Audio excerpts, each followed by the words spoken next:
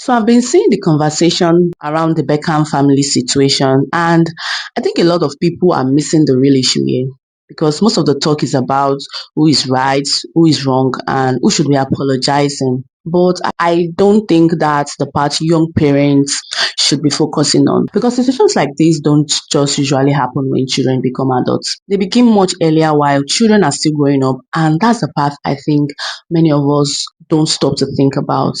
From what I've seen, many adult children don't ask for space from their parents because they hate them. A lot of times because even when they are grown, their choices are still being questioned, being corrected, or even being dismissed. And when children are young, it makes perfect sense for parents to be in charge. But the kind of control that works for a 5-year old does not work the same way for a grown adult.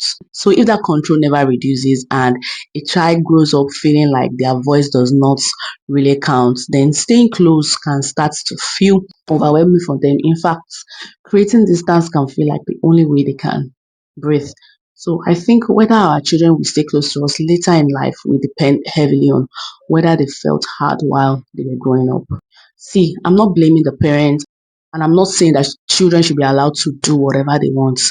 I just think that it helps to remember that parenting is meant to change as our children change. At first we direct them, then we guide them, but eventually we need to step back and respect that they can make their own decisions. That transition can happen so quietly that we miss it, but it's important to understand that control is not meant to last forever. But the respect that we should have for our children will need to grow as our children grow. So, what do you think about this? Do parents really prepare enough for this transition that their children will go through before it happens? Thank you for watching.